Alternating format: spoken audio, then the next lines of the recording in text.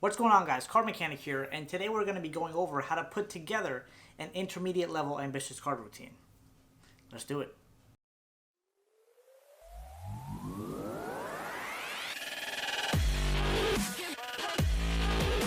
Now, before diving right into the ambitious card routine, there are a few things that I want to talk about technically. So the first thing is how long should you make the ambitious card routine, and the second is the order of the tricks that you're doing. So addressing the first thing, I would recommend making the ambitious card routine 3 to 5 phases long. You don't want to go shorter than that, because if you go like 1 or 2, it's just like, okay, you did this. That's great. It was a short trick, but it was good. Whereas if you go too long, the spectators are going to start losing interest. Where, like, for example, you go up to like 10, and at one point the spectator's just like, I want to leave. So I highly recommend keeping it between 3 to 5 phases long, and today I'm going to be showing it to you with 4 phases. Now, in terms of what you're doing in the ambitious card routine, there are a few things that you have to take into account. The first thing is, if you're only doing the ambitious card routine, then I 100% think that you should start with a very simple phase 1 and then work your way up to a huge phase 4. Whereas if you're going to follow this ambitious card routine up with another trick, then I recommend starting again small and working your way up to the next trick. So of course I'm going to be doing this as pretty much a standalone. So I'm going to be showing you how I like to start off, and then the major thing that blows spectators' minds at the end. So recently I've been doing more and more ambitious card routines, and before it was more like, oh, I have this card here, the 4 of spades, and I'm just going to take it, leave it in the center, and snap my fingers, it comes back on top. And it was more like, here, look what I can do. So the spectator still gets amazed, but it's not as impressive as if it's something you guys do together. So it's more, instead of look what I can do, it should be more look what we can do together. And that involves the spectator more. It grabs their attention, and you'll get an even better reaction towards the end. So a few ways that you could do that is you could hand the spectator the deck and have them select a card that means something to them. You could also have the spectator sign a card, and you could also involve them in the routine that you're doing, whether it be putting the card into the deck or flipping the top card over once the card jumps back to the top. So you can pretty much try any of these 3 things, and of course if you have more ideas to involve the spectator and make it more about us versus just me as a performer, then that would just be, great. So I know I've been talking for a while and I usually don't do this. So all that being said, let's get into the construction of the ambitious card routine. So for those of you who follow me should know by now, generally the way I do my videos is I do a performance and then I follow that performance up with a tutorial. But of course, since we're going more for constructing your own ambitious card routine off of the ideas that I'm sharing with you, so you can take some ideas, not take some ideas, take all the ideas, not take any ideas, all up to you. So what I'm just going to be doing is I'm going to be showing you one of the ambitious card routines that I use, and seeing, giving you some ideas off of that. So like I was saying before, I have a spectator sign a card, so of course I also have a Sharpie here. And how I like to start off is I usually riffle down the side of the packet, tell a spectator to call out stop whenever they feel is the right moment. This way they feel like they're not just calling out stop randomly, they're waiting for a moment to happen and then calling out stop. So they go here, let's say they call out stop right here. So from here I perform a center double. So I've made a video on that, I'll put the link in the description and on the screen so you can check that out. I perform a center double, so I pretty much riffle off 2 cards, pull them out, show that to the spectator, it's the 7 of clubs. I take it, I put it on top of the deck, and I catch a pinky break underneath the card. Open up the Sharpie here, have them sign the card. Of course, while you're still holding the deck. I don't have a cool signature. I wish I had a cool signature. Boom, there we go. Card is signed, blown on so it doesn't start smearing other cards, and we're pretty much done with the Sharpie for the rest of eternity, so we can throw that away. So now we have that signed card. Just blowing on it just for extra blow power thing. But anyway, we have the card, we flip the 2 cards over, and we slide this card into the center of the deck. So now from here I tell the spectator, check this out, and I snap my finger, and I also sometimes just do like a little flick of the wrist. So I snap my finger, and then I say the card will gonna jump right to the top. I'm gonna do some kind of flourishy move just for fun to show them, boom, their card has come right up to the top. And of course, as I'm doing some of these things, I lean in towards the spectator, and then I also lean back. And this way, again, just it feels like the spectator is more involved when I lean towards them. So boom, they saw that card. Now I turn the card over and I give it to the spectator, right? And of course, they have the complete freedom to look at this card. I give it to the spectator and I ask them, do you trust me that this is the 7 of clubs? And they're like, it's probably not. Then I'm like, okay, we'll take a look at the card. And if they want to, then they look at the card. Most of the time, if they're a good controlled audience or spectator, they won't look at the card. But sometimes, they just, if you have one of those people, they just flip it over and look at it. So you give them the card and ask them to put the card anywhere in the center of the deck.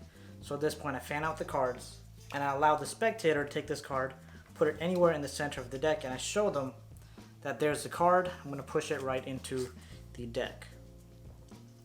And then I even tell them, just to ensure that there's no funny business, I flip the deck over and I go over to their card, which is the 7 of clubs here. Where's the 7 of clubs? Right here. 7 of clubs, and I show them that their card is still in the center of the deck. And from here I perform the cull. So of course I have a tutorial on that as well. I'll put the link on the screen. Instead of saying link on the screen, if I have a tutorial on it, it's gonna be on the screen and description. So, boom, perform the cull. So pretty much what you're doing is you're pulling that card back and moving it to the top of the deck. And the method in which I'm doing this is of course, I'm close to the spectator, showing them we have the 7 of clubs, which is their card. I show them, look, it's in the center of the deck. And then I lean back a little bit. And as I start leaning back, I grab and perform the cull. So I'm here showing them 7 of clubs, lean back, perform the cull, and then I also show them the top card is the King of Diamonds. And I kind of do it this way where these fingers aren't even making contact, so it seems as fair as possible. And of course, now I've moved that 7 of clubs to the top. I do this, turn it over, and then I tell the spectator to snap and take a look at the top card. So the spectator snaps, I do my flick of the wrist, and I allow them to flip over the top card. They flip it over and they see it's their card. Now at this point, I know whenever I do this, the spectators get really, really impressed. So again, like I was saying in like all my videos where I perform this, the cull is definitely one of my favorite card controls.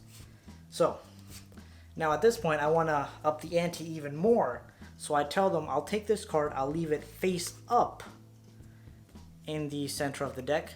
So I leave it face up in the center of the deck, I push it in, and what I'm going to do at this point is perform the turnover pass. So again, I have a video on that. So all I do is I push it in at an angle, get a pinky break right above that card. Right, let me actually just show you. I'm pushing it in at an angle, so I'm pushing right here, push that in at an angle. You can see, get that pinky break, and then I perform the turnover pass. And all I'm really doing is I'm turning over the bottom packet while also turning over the top packet. So I'm turning over 2 packets like this.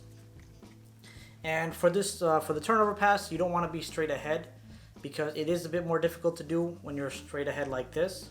So I'm generally over at this angle, this exact camera angle that you see here, and then I just perform the turnover pass. And then I show them it's somewhere in the center of the deck. And I don't like spread through all the way like a crazy person because I already did that. I should show them it's somewhere in the center of the deck. And then I change my angle. I flip the deck over like this because at this point their card is face up on top. I'm still showing them the bottom of the deck. Then I come in to perform a dribble. I dribble these cards and then they see their card has come up to the top. So just recapping that again. Take that card, put it in the center, get that break, tell them the card is somewhere in the center of the deck, do a turnover pass, show them it's somewhere in the center, come here, change your angle, see the dribble, and they see it comes right to the top. Now at this point, I think it's great to perform either a card to pocket or a card to mouth because I just love doing those. So here I tell the spectator, now get ready for the last one. And then first thing I do is I get a pinky break above the bottom card. So boom, pinky break gotten. I split the deck, swing cut it over to my other hand. And now while I'm flipping this card over, I drop this card on top of it.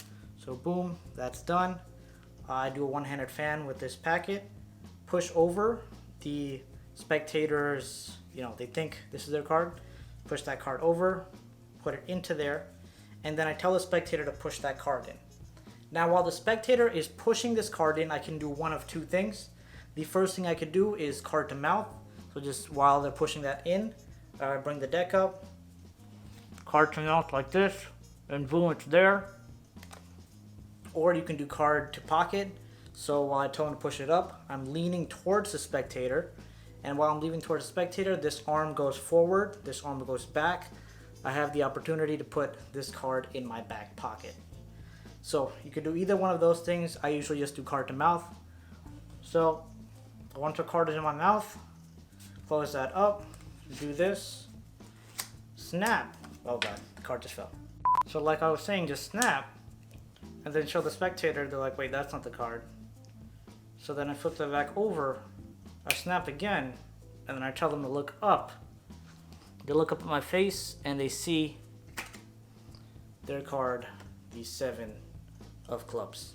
Now again, just a quick run through. We go through the side of the packet, do a center double, boom, we get that card, 6 of diamonds, put it here, ask the spectator to sign, flip that over, put that in the center of the deck, snap, and then we show either, I just like to do this just to be fancy, show them, boom, it's still on top, hand it over to the spectator, allow them to put it anywhere they want into the deck, push that right in there, show them that their card, I think it's 6 of diamonds, 6 of diamonds is there, it's right there on the deck. Of course, lean towards them, pull the card, do the call, show them it's not the last card, boom, go back here, you can have a spectator snap, boom, they take a look at the top card, it is again their card, and of course I have them take a look at that card.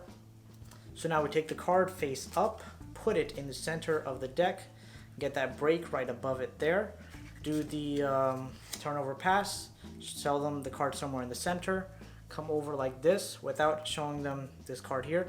So we're here, this, here, doing the dribble, and boom, that card is up on top again. And then either card to mouth, card to pocket, get that break under this card, flip that over, drop the card on top, push that in, boom, ask them to push it over. While they're pushing it over, get that card to mouth, boom, you snap. Oh god, why does this card keep on falling?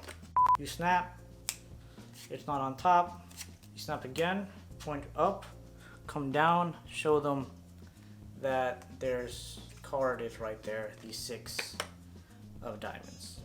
So I hope you guys learned some things from this video, and I can only teach you what I've done myself. So I really hope you can take some of these, put them into your own ambitious card routines, develop your own ambitious card routines if you don't have any, as it is, because these are actually, the ambitious card routine is definitely a great trick to perform on any spectator. So that pretty much wraps up this video. I hope you guys enjoyed it, and as always, thank you so much for watching. Make sure to go check out my Patreon page to help support my channel, because your support really means a lot to me. So I'll put the link to that in the description below. And also in the description is the link to all my social media, so you can follow me on there for my photos, videos, status updates, and all that kind of good stuff. And all that being said, I will see you in the next video. Welcome to the end screen. If you liked the video, make sure to hit that like button, leave a comment down below, and subscribe, because subscribing is good. Thanks for watching.